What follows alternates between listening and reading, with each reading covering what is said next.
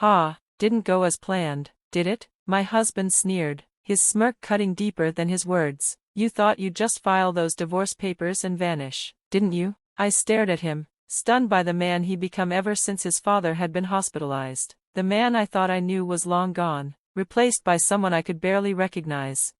Austin and I will be splitting his inheritance, my mother-in-law chimed in, her voice dripping with disdain. There's no money for a wife who can't even handle her own housework.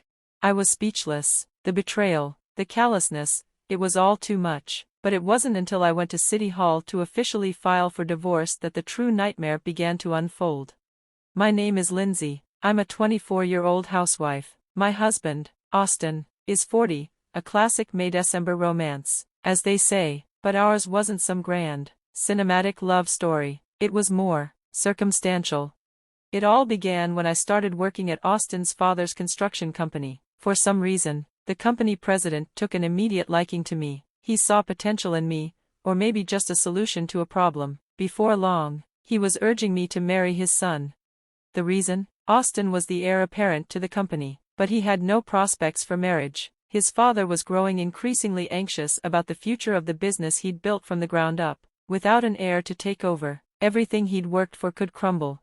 Austin's father even came to my house to plead his case with my parents. My family, also in the construction business, had a long-standing relationship with Austin's father. My dad had worked under him years ago, learning the ropes of running a company. That bond carried weight, and my father felt obligated to at least consider the proposal.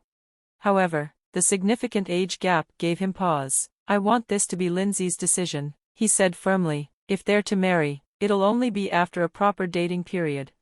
Austin, knowing full well that marrying me was a condition of inheriting the company, readily agreed.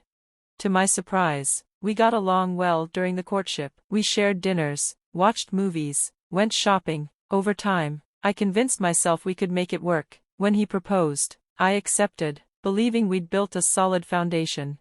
But life had other plans. Shortly after our engagement, Austin's father's health took a turn for the worse. With Austin busy at work and my mother unable to drive, the responsibility of caring for him fell to me. My future mother-in-law, however, seemed more focused on criticizing me than supporting her ailing husband. You're going to be my daughter-in-law, she would snap, start acting like it. Her commands were relentless. Lindsay, the hospital reception closes soon, hurry and take him. Yes, I'm coming, I'd reply, scrambling to start the car. Eventually, she suggested I move in with them. It'll be easier for you to look after him, she reasoned. Naively, I agreed. Commuting back and forth between my parents' house and theirs was exhausting, and I thought living there temporarily wouldn't hurt. Besides, I assumed the wedding would happen once Austin's father's health improved. But living with them brought harsh realities to light. Austin's miserly habits were staggering. He tracked every cent he spent on our dates, down to the gas money. Meanwhile, his mother's spending knew no bounds. Lavish trips, designer goods, you name it, she indulged. And Austin? He said nothing, letting her splurge freely while tightening the purse strings on everything else. I began to understand why he'd reached 40 without ever being in a serious relationship. The deeper I delved into their world, the more doubts crept in. His mother's constant sarcasm and Austin's blind devotion to her left me questioning everything. Had I rushed into this too quickly? Should I have taken more time to understand their dynamics before committing to marriage?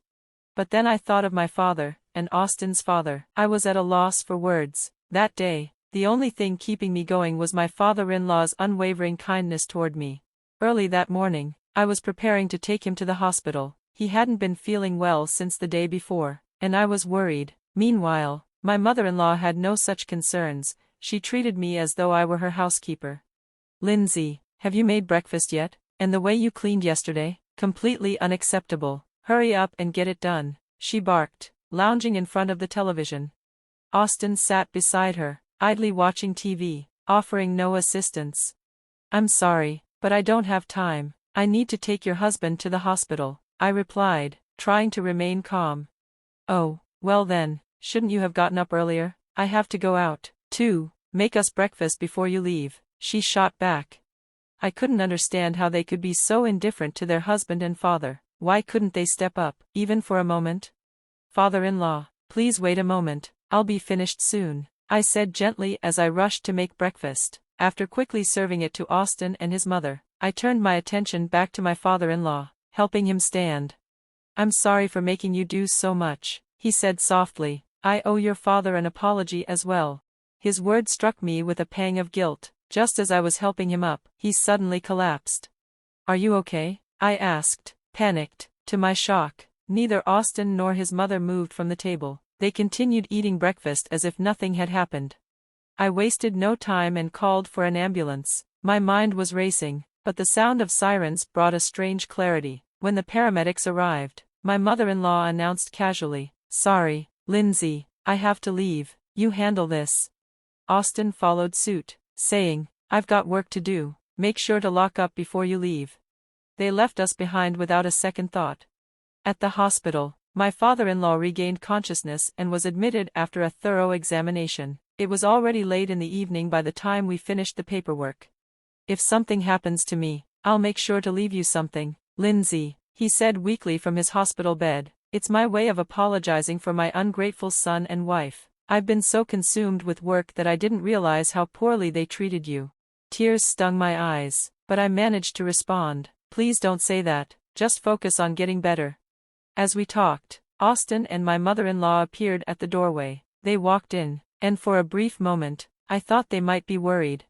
"He's stable," I assured them, relaying the doctor's advice that rest would help him recover soon. But then, I caught it, a faint click of Austin's tongue and what I could swear was disappointment in my mother-in-law's expression. It was as if they were hoping for a different outcome. A few days later, as I prepared to visit my father-in-law, Austin and his mother handed me a document. "Fill this out and submit it to the government office," my mother-in-law said. The paper was a divorce decree. Austin smirked. "I overheard what my father said at the hospital. He's gotten soft and wants to give you part of his inheritance, but we're not giving you a cent. Isn't that why you married me in the first place? To get a piece of the pie? Well, your plan failed. Sign the papers and leave." "What?" I exclaimed, stunned by his cruelty. His mother added with a sneer, "Austin and I will split the inheritance. There's no money for a wife who can't even handle housework properly." Their callousness turned my stomach. My father-in-law was due to be released in a few days, but they spoke as if they were counting on his death. "How dare you?" I snapped. "He's your family, he's going to recover, and I don't want anything from you, least of all an inheritance." Fuming, I filled out the divorce papers and rushed to the municipal office, eager to cut ties. But when I handed the form to the receptionist, he returned it with a puzzled expression. "Is something wrong?" I asked, confused. "Yes," he replied, "your marriage certificate was never submitted. Legally, you were never married." My stomach dropped. I called my mother-in-law immediately to confront her. "Oh, that? I must have forgotten to file it," she said dismissively.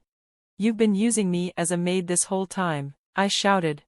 "Well, it's easier to demand things from a wife," she replied, laughing. I could hear Austin laughing in the background as well. Rage coursed through me. I called my father and explained everything. He met me at the municipal office, and together, we confirmed the truth: my marriage had been a sham. We went straight to the hospital to see my father-in-law. When he heard what had happened, his face darkened with anger. "This is unforgivable," he said, his voice trembling. "Austin and his mother will face the consequences. Lindsay, I'll make sure you're protected."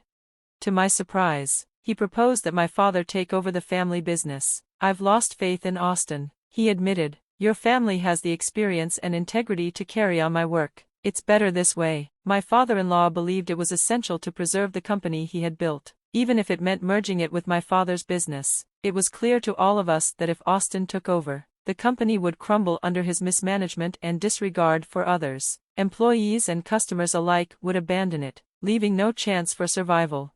For me, this wasn't just a practical decision, it was a choice for the future. Merging the companies ensured that Austin and his mother could not exploit or dismantle what my father-in-law had worked so hard to protect. That evening, my father-in-law shocked us all with a sudden announcement. "She's obsessed with money and has been living in luxury while neglecting her husband," he said of my mother-in-law, shaking his head in disappointment. "She deserves this." He looked at me and my father with genuine remorse. "Is this enough to make up for the trouble I've caused you both?" My father and I exchanged a faint smile. It wasn't about revenge, it was about justice. And now, the stage was set for the consequences to unfold. The very next day, the lawyers and accountants my father hired began the process of merging the two companies. Austin, who held the position of vice president solely due to nepotism, was promptly removed and replaced by a qualified executive from my father's business. The merger would retain the original company name to honor my father-in-law's legacy. 2 weeks later, my father-in-law was discharged from the hospital, fully recovered. My father and I picked him up, and when we arrived home, we found the house eerily empty. My mother-in-law had left, and Austin was at work as if nothing had happened. Their apathy toward my father-in-law's recovery was chilling. The next morning, the reckoning began. At the company's headquarters, a new vice president was introduced during the morning meeting. My father-in-law stood before the employees and announced the merger and the leadership changes. The atmosphere shifted dramatically when Austin burst into the conference room, clutching a letter of termination. His mother followed behind him, waving a divorce decree in disbelief. "Dad, what's going on?" Austin shouted, his voice trembling with outrage. His mother chimed in, equally stunned. "How could you do this to us?" The room fell silent as employees exchanged awkward glances. Austin and his mother's outbursts were not just unprofessional, they were humiliating. Their anger turned toward me. "It's you, isn't it?" they yelled in unison. "You did this, you're trying to ruin us because you didn't get the inheritance." I remained calm. "I didn't do anything," I replied. "This is all on you. You sowed the seeds of your own downfall."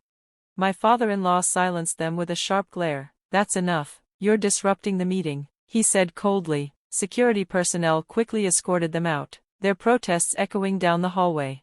Later, they returned with tearful apologies, begging for forgiveness, but it was too late. I refused to entertain their pleas, and my father-in-law had no sympathy left for them either. Their lives unraveled further in the weeks that followed. Security barred them from entering the company, and they were asked to vacate their home. According to my father-in-law, they now reside in a run-down apartment near their former house, a far cry from the comfort they once took for granted.